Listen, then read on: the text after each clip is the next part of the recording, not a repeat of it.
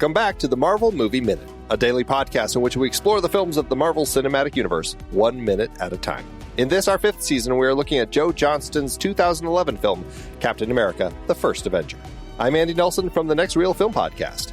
And I'm Pete Wright. We're about to have a conversation you won't enjoy. Today we're talking about Minute 54, which begins with Steve complaining about his tights and ends with Steve showing Phillips he can spell. Back on the show, we have Travis Bowe and Robin Burdge. Hello. Hello there. I don't care. Man, that's a different movie. Sorry.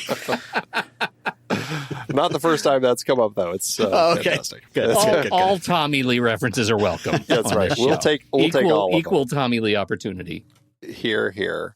All right. So before we get to Tommy Lee, though, let's finish up this conversation we're having with Steve and Peggy. Steve is feeling disappointed in himself. He got everything he wanted, and he's wearing tights. And then some like a medical vehicle rolls up, and we see some medical officers carrying a wounded soldier into their tent. And Steve and Peggy shift direction in the conversation. How does all of this work for you two, as far as like the way that the rest of this scene plays out here? I feel like she brings up the 107th, but then a few seconds later, then he reacts to it, and she's like, "What?" So I don't think she knows that the 107th is something to Steve, and so I don't feel like it's an odd thing to bring up to elicit a reaction that she doesn't know he has a connection to. So, well, and it raised a question for me, and I was wondering, would a person in the USO tour, would they know which troops they're going to? Like, would they know this is the 107th, this is that? Like, would they be given that information, or as far as they're concerned, is it just like you're just going to go see a bunch of soldiers? Like, I don't know if any of us would know the answer, but yeah, right. But it did make me wonder. It's like, obviously this is the first time that Steve realizes that he is here in front of the troops where Bucky had been serving. Yeah, I don't think a USO soldier would know, but I think she did, and I don't think she knew. I'm with you guys. I don't think she knew that there was a connection between Steve and them. But I have to ask performatively, do you get this? Calling back to yesterday, my pitch was that she was trying to insinuate, trying to move him in a direction. Does this moment pay that off? Do you buy that when she says, she launches into the backstory, that she's trying to pluck a particular string to get Steve to do something? I really think so. I mean, just reading out the stats alone, be like 200 went, 50 returned. And oh, by the way, the people that you were just, clowning around in front of them, they're the survivors. They just left all their dead buddies on the field. So it definitely feels purposeful, but it also feels she's being too blunt about it. You think she's too transparent in her efforts to kind of, sway him? Yeah, because it seems so out of I don't know if it's out of character, but just going back to she has this plan for Steve that I feel like it's a little bit of a leap to say that the entire time she's had this idea of like him becoming something more. Yeah, I struggle with that idea because, and it's just because of how the film is put together. I don't think that Joe Johnston had that intention. I don't think Haley Atwell is performing it that way. So I'm not buying into the fact that there was this idea that she had, like, I'm gonna tell Steve exactly what's going on out there and how Hydra has been killing all these people just to get him to take action. Like, I feel like I think Joe Johnston is a competent director, and I think if he had that intention, we would see that in like looks that she had on her face that when he wasn't looking or something like that. Like, it would have felt more intentional. And so I guess I feel like all of this just is just kind of happening. Yeah. And because of that, I feel like it ends up feeling like very, very scripted. It just ends up feeling like it has to happen so we can get Steve out there. Well, yeah. I mean, let's not let go of the other point yesterday, which is she's a narrative device. I think she's disappointed in Steve. I think she's like, wow, great job. You went along with that. And, Yeah, they've been through hell. Let me tell you exactly what hell was, you know, just to kind of rub it in. I mean, maybe she was hoping he'd react, but not like, I'm going to turn him into a superhero now. Right. know? Yeah. Well, she's finally got him like right where she needs him. I finally got everything I wanted, and I'm wearing tights. Like that's a great moment of weakness toward action. Like if not now, Steve, when are you going to do something? And I think she took her shot. I think for me, it's all on her delivering the line about the 107th and not knowing that he has a connection to that. I looked at the MCU wiki, shows that Steve's father was in the 107th. So not only does he have the Bucky connection, his father was also part of that same, division, in World War I. So maybe it's like, if she was aware of that, because she's got his file, so maybe if there was something here that told me that's why she brought up that specific regiment, maybe then it'd be like, okay, she is trying to manipulate in a good way, for the greater good. Well, to that end, do you feel like there had been manipulation to bring Steve specifically to the 107th? Like, why this minute is so full of things that just feel so contrived plot wise. The fact that Phillips is here, the fact that that she shows up, the fact that it's the 107th, like all of this feels like, really? There's so many coincidences happening right now. Like I know in the world of a movie that often happens, so it's not really a huge surprise. But it does make me, like, as we're kind of having this conversation, it does make me say, well, why did the USO tour end up right here in front of this particular group of people, and why is Steve performing? I mean, doesn't it seem like such like you think that Senator Brain is completely unconscious of of the implications of setting up the show, but also like maybe he's just like, him and some other heads of whatever were thinking, well, you know what? These wounded soldiers that lost everybody, they just need a show. They need to pep themselves up to get back out in that battlefield again. Yeah. So, I mean, it's a great coincidence. Oh, he's definitely being used as a cheerleader for, hey, get back into the fight because Captain America's here, Yeah. But in my like head canon a little bit when I watch this, I want Colonel Phillips to also be trying to motivate Steve into doing something. But then when we get to next minute, it's like, oh yeah, he doesn't want him here. So, well, there's, it is interesting also that like Steve would know nothing about what had happened, or even if he didn't know it was the 107th. The fact that, and again, according to the wiki, according to the deleted scene, none of which really is officially canon. But I mean, that was a month ago, or I mean, it was October. So this is just November 3rd. So I guess it could have been days ago. It could have been a week ago. It could have been a month ago that this would have happened. And so I feel like when this was happening, like when the USO, when Brandt's aide and the people were saying, hey, these guys just went up, like, I feel like all of this information would have already been told to Steve. Like, it just seems so strange that these, like the USO people would have no clue. They're just like, here's a bunch of soldiers sitting here. We're not going to give you any context for what they've been doing before you go perform.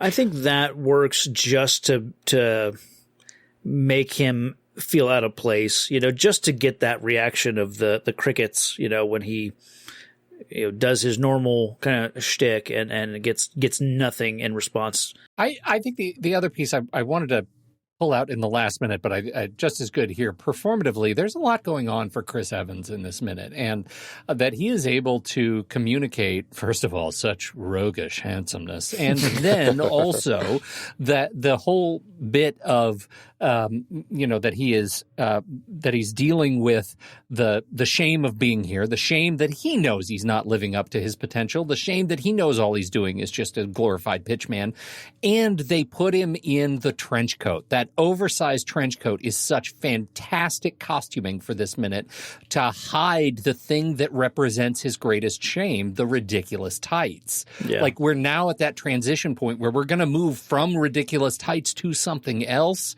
And this is the moment where that shame propels us in that direction. And I think it works so well. Chris Evans is He's really, really deceptively good and nuanced at communicating all those things in this movie. And just because he's so like he's just so rugged and handsome, like it's easy to overlook the fact that he is skilled. And get the way, tying back to our previous conversation about why is Peggy here. I mean, who else is Steve going to be able to confess all his, stuff to? He doesn't have Bucky here. So it's that shame that he feels, you can get some of that from the drawing, but she's a weirdly like receptive, not receptive vessel for that shame. Like he's turning to her like for not like relationship guidance, but like I need you to hear me. I need more like maternal support, more or less, right? And she's not giving it to him. She's like, no, you're right. You suck at this. Like, let's do something better.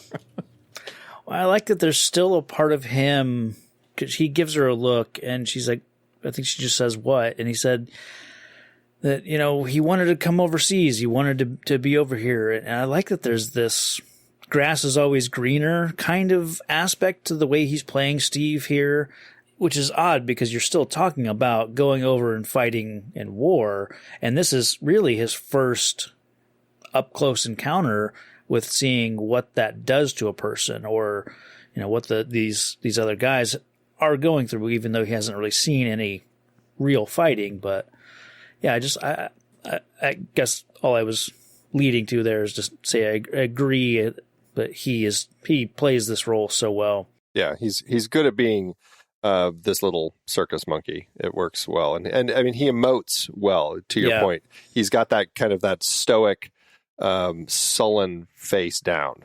Mm-hmm. Yeah, well, we get so many big moments of Chris Evans and we get so many hero moments of Chris Evans that sometimes when we get the quiet, shameful moments, it's good to really lean in. Yes. All I can think of right now, and I don't know why my brain went here, but I feel like we need a shirt, Pete, that has that circus monkey on it, and it says "Nice work, Timmy" under it. That's essentially, it's the perfect combination of everything that Steve has not been wanting to do. Yeah. Here's one more thing that I struggle with this scene is this scene and the one that played just before it. The fact that this is the 107th and these men, like, I don't know, I've again, my experience always goes to other movies I've seen, but like troops that have gone through this sort of thing where they've lost 3/4 of the group and all that sort of stuff, like I don't feel like they're going to be heckling. I feel like it's going to be a much more they're not going to be quite as goofy and laughing and mooning and stuff like that. And so the fact that the reveal happens that this was actually the 107th, the rest are killed or captured, I'm like, well, they're kind of goofing around a little too much for the 107th. I don't know. I don't want to actually you, but like he said, the audience contained what was left of the 107th. So there are a bunch of jokers probably still in the audience. It also contains some idiots. Yeah. 107 and the idiot masses. They're together. Yeah, the 108th. Nobody talks about the 108th. Yeah, because she says that 50 come back, and when going back to that minute, there are way more than 50 people there. So right. Yeah, that's true. Yeah, I don't know. Yeah. All right. So Gilmore's not in the 107th. It probably wouldn't be since that was Bucky's crew and they shipped out, months, weeks before. A week. Okay. A week before because they, Steve's only in the training for a week. Wow. And then Gilmore goes off. The Marvel Wiki is the worst place to get date references. Once again, montage was 16 hours. That's my constant refrain. I have a fun fact here, if I could interject. The 107th Infantry was actually a real division out of New York. Did you already learn this? Am I repeating facts? We did. We did know that, but yes. They weren't in Italy. But I like it when you say it. Yeah. That's right. They didn't fight in Italy. We're going to go back to that episode and erase it. Yeah, please put my voice in there.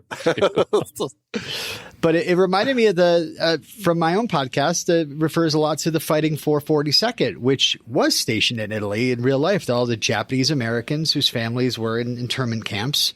My character, Mr. Miyagi, was a veteran of that. And then I learned that one of the Howling Commandos is named Jim Morita. And I was like, oh my God, they named that after Pat. No, he was a comics character, but what a great connection that would have been. But like, no kidding. Have you guys run into like alterations in history and in your research that's like maybe, again, just like the USO, like due to showing respect for the dead, or maybe if it's just, covering their own butts legally, like different wars?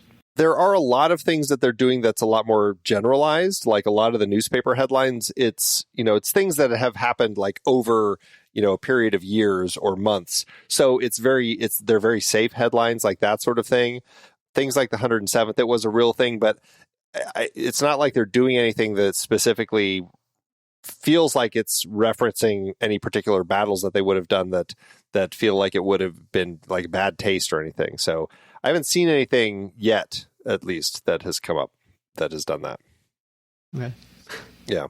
Let's see. All right. So Steve finds out it's the 107th. That is the impetus that he needed to make a decision. And now he's running off because he's going to go see Colonel Phillips over in Colonel Phillips' tent. Because of course he's here. Why not?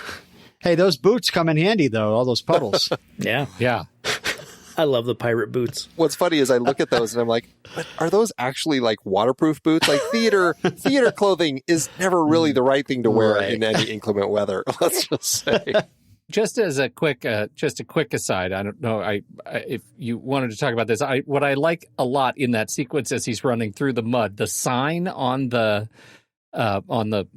stage says USO shows in partnership with the Hollywood Overseas Committee present, and then it says Captain America, but clearly Captain America is a replacement sign, and that they just put in whatever star is there. Could be Bob Hope, could be whatever. But for some reason, for me, just having Captain America as the replaceable part of the sign is just leaning in on the joke, and I love it so much. So much. What a great detail. Like that should be a shirt too. If it wouldn't get pulled, it's just great. The only thing that would have made it better if it was just slightly askew. Askew, yes, like just tilted enough. Oh, absolutely. That's awesome. And I'm glad that you caught that, because earlier when he was first on the stage, I was trying to read the sign and I forgot it appears again right here.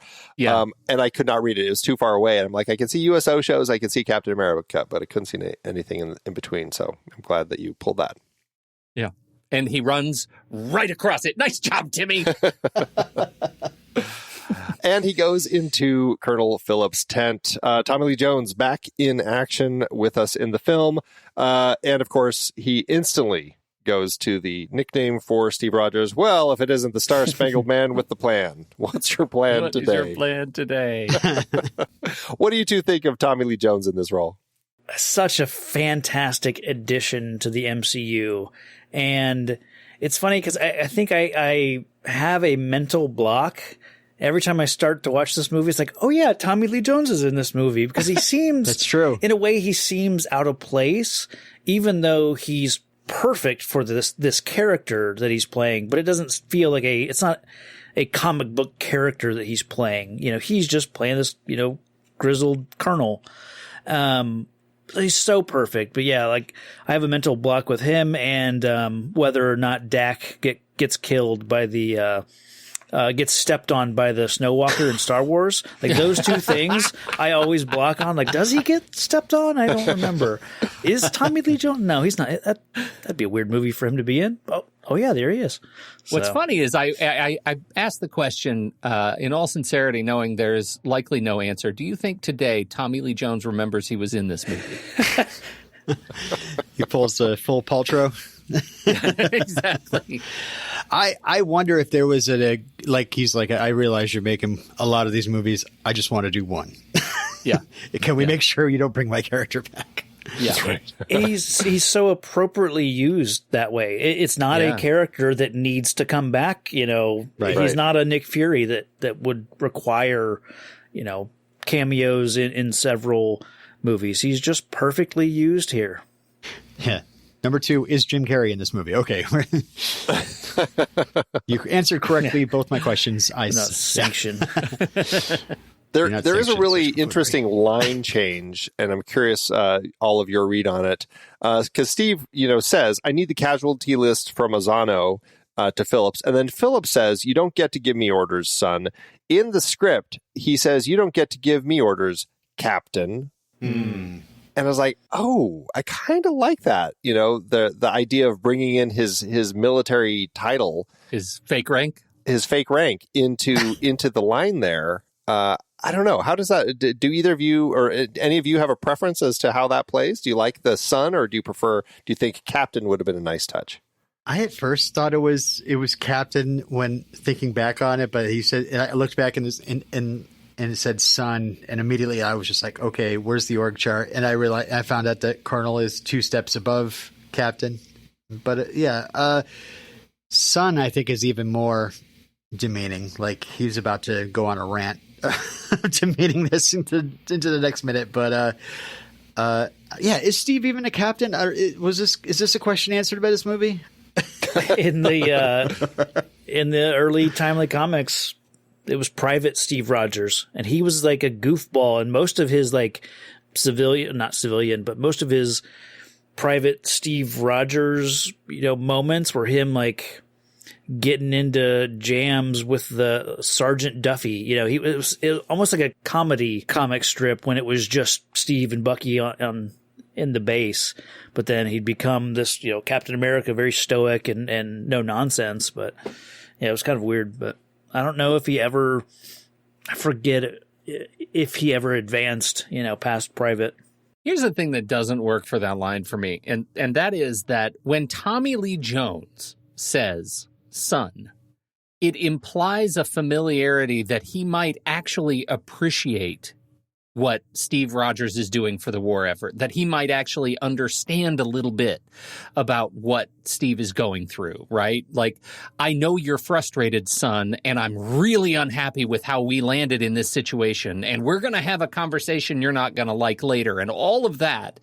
But there is, to me, that sort of leading indicator of I understand why this is hard, and I might even kind of like you, right? That there's a little bit of that sort of mentor kind of relationship. And that is completely unearned in this movie. I don't believe Tommy Lee Jones has communicated any of that through the course of the movie. So I prefer Captain, and I don't know what they were going to, because Captain is sarcastic. Captain is disrespectful, and he has no reason to show any respect to Steve right now. That's kind of where I land. And it's one of those lines where I'm like, son coming out of Tommy Lee Jones's mouth feels incredibly natural. So it makes me wonder if he just always read it as son, and like it was Johnston was fine, Captain. like, you know what, it's fine. It's fine. Just I'm not going to keep trying. Well, one of the, running gags in Men in Black is him constantly using the different nicknames for Will Smith's character, Tiger, Sport, Champ, So, it feels like maybe that's something that Tommy Lee Jones just does. I don't know. That's fantastic. The nickname man. Yeah. That feels natural. Yeah. Just throughout the movie, his little quippy lines, he gets some great lines. I mean, one of my favorite scenes in this movie is just Tommy Lee Jones having a conversation with Zola, while he's eating a steak and a milk, I love that scene. Yeah, he's fun to watch. I really enjoy him in the role, and like this sort of moment, like you can see why they would cast Tommy Lee Jones. He's great as this military commander, this colonel who is trying to put plans in place, real plans. I'm sure he looks at the man with a plan as somebody who is just a joke. Well, we'll find out more about that tomorrow for sure. And so, I like the way that this ends up playing. He clearly, I want to. How do you all read the moment between him and Agent Carter? Because Steve is still pushing him. I just want this name, Sergeant James Barnes from the 107th. And then Phillips looks at Peggy and points at her. You and I are going to have a conversation later that you won't enjoy. Is that because he knows that she's here unofficially? And knows why she's here, and I feel like there's SSR things afoot that he's unhappy with as far as all this. I don't know. How does that play for all of you? Do you think he either knows or that just seeing her there triggers the fact that he's now aware things are afoot, that she's monkeying around in his business? I think he knows that, she's been telling Steve, things that maybe he shouldn't know, or just like, why are you sharing this information? That's what we're going to have a conversation about. Yeah, this goes back to my whole theory of why Peggy's here is because she's working with Colonel Phillips, and so he knows that she blabbed to Captain America. Yeah. Interesting. Well, there's an interesting thing here because they were all working as a part of the SSR. So are they working as the SSR now over here? Like he's working in the field with the 107th. Is he here specifically because of what happened with Hydra? Or had he been here before all of that? I don't know. It all strikes me as funny. But now that I say that, I'm like, well, that would make a lot of sense that he only just got here in the last, few days, few weeks, whatever, since that attack when Hydra revealed their weapons. That to me is like, okay, now I can understand why Phillips might actually be here. Unless, is this a military thing I don't understand? Maybe he's the unit, commander of this, that he was training them in the United States, and then now he's done training them, and they all pack up and go to the front line where the fight is. That's how I read it. Okay, so he's a part of the unit, and he's traveling to lead the unit. So are you saying the unit is an SSR unit? Because my impressions, again, I feel like it wasn't constructed as well as it could have been, but my impressions of the training the training montage was that they were trying to find the person who would be their super soldier person, and the rest of them likely they weren't going to fit, so they were just going to put them into the regular old military.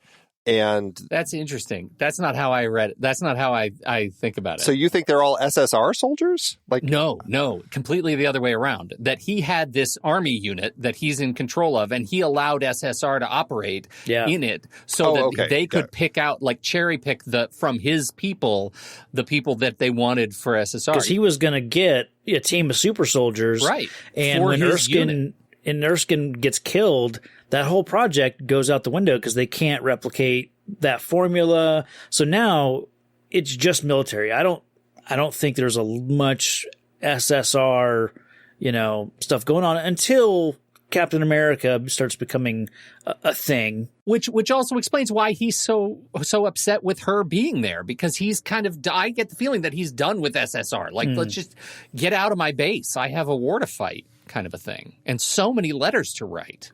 Yeah, and I don't think he's surprised to see her. I think, Robin, I think you said that, I think maybe she kind of works with him a little bit like a Maria Hill, Nick Fury kind of relationship.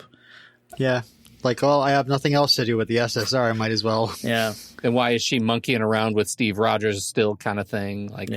Get back to work, lady. Yeah. I don't know. I'm starting to think more and more that it all revolves around the fact that Hydra just attacked in Azano is the whole reason he's specifically here. Because if his team if he's still working with Peggy and Howard, it makes sense that they came here specifically to figure out, okay, what's going on with this Hydra factory and what do we need to be doing? I don't know. It's going to be something that we're going to be probably talking about a lot over the next few weeks as we kind of continue exploring what's going on with Hydra in this particular location. I wonder if the movie will answer this question. We will find out. All right. Well, we're mid-conversation. Steve is now spelling Bucky's last name to Colonel Phillips when the minute ends. And that's where we're going to stop. Unless any of you have any last thoughts. I forgot to mention last minute that lab rats didn't seem to be in the lexicon until 1965, 1970 range. Oh. So from a quick Google search, that may not be accurate, but did they call them Tinkerbell? Well, yeah. All right. Well, why don't you two remind everyone where they can find what you're working on these days? Yeah, you can check me out on Marvel Events Timeline. That's where we go back and look at a bunch of old comic books in release order, not issue by issue, but major events at a time, but not just the comics. We've done episodes about Jack Kirby. If I could share a quick Jack Kirby story, that is my favorite story. They released Captain America Comics #1 with that iconic image of him punching out Hitler, and the Timely Comics offices got a phone call, someone saying, hey, we're in the lobby and we want to talk to the guy who did that disgusting Captain America image, and we want to show him what 3 real Nazis think of his work. And so Jack Kirby rolled up his sleeves. He started to head down to the lobby. They weren't there, and he didn't. But he was prepared to deal with some Nazi scum. So he was going to punch a Nazi. Did he say as he was going downstairs, "I can do this all day"? I'm sure he did. He probably said it's clobbering time. So that's fantastic. That's fantastic. Robin, what are you up to? Just been hosting Karate Kid Minute. It's probably wrapped up by the time this comes out. But, if you want to learn more about the Karate Kid universe, I've explored the links of the internet and tried to find the most inaccurate information as possible, and then share a couple of bits of fun trivia here and there as well. We'll check all their links out in our show notes, everybody. And thank you both, as always, for joining us here on the show. And Pete, thank you. You don't get to give me orders, son. Until next time, true believers.